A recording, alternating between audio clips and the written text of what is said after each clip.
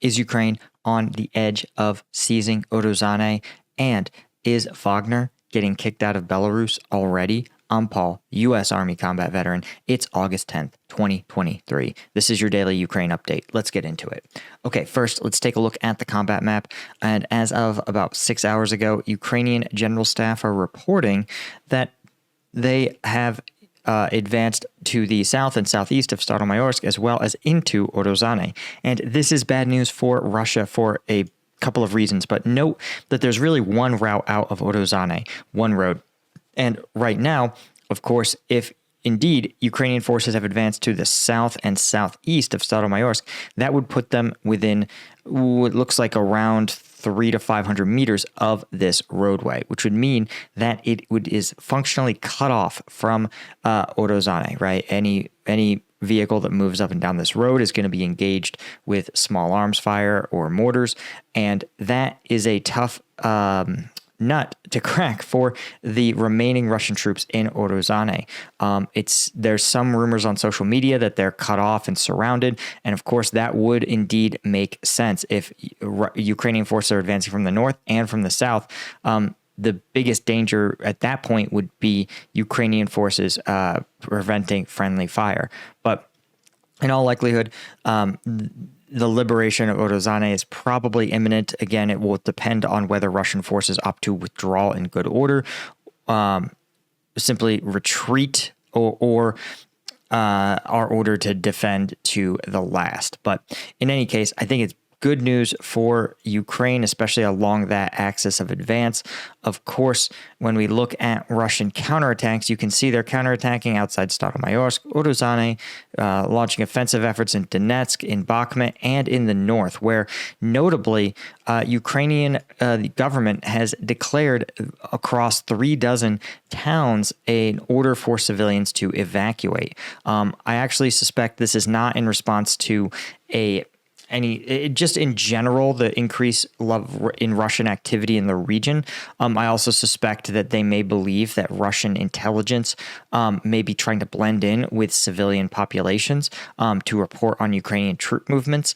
And so simply ordering civilians to evacuate would allow these areas to have fewer civilians, meaning there's less for Russian intel to blend into. I don't think this indicates some sort of imminent Russian attack or anything of the like. Now, when we go over to Warmapper, he has a couple of additional updates for us. First, they are describing the Ukrainian assault in the town of Kozachi Lahari as a raid, depicting it again as crossing the Dnieper somewhat to the west of the town. But a raid is always followed by a withdrawal. Likely, this was Ukraine exploiting a transition as VDV units withdrew and mobilized troops came in. They took advantage of the chaos to conduct a cross-river raid, likely gathering intelligence and sending a message to Russian forces. Also, of course, you have their reports on the advance in Urozhaine, as well as if you want to, of course, get the exclusive combat videos, the kind that I can't show you on YouTube or Patreon, that is going to be on combatvetnews.com. Every week, sometimes twice a week, I drop my analysis of the latest viral combat footage, and it's the best way to support the channel. Any one of these tiers is going to get you access to these exclusive members-only videos and the an exclusive room on the Discord. Okay, let's talk a little bit about what's happening to Wagner Group, right? Speculations about Wagner Group's withdrawal from Belarus suggest that aspects of the deal between Putin and Prigozhin may have fallen apart.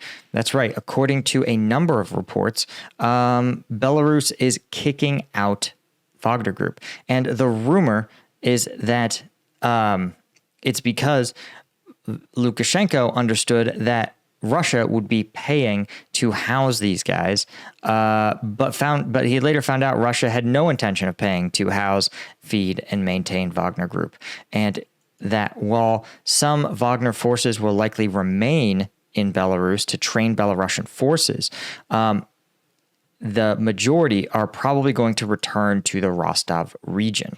Obviously, this represents a pretty steep breakdown of the deal that Putin believed he was signing. And it might not bode well for Prigozhin as well. Simply because, again, a lot of his forces have been deployed to Libya. Some apparently may be going to Niger. But many Wagner forces were simply sent home and told to take some leave and be on standby to get called back. Right. And again, if he's kicked out of Belarus, it's not sure where he'll go from there. But we are all waiting and seeing.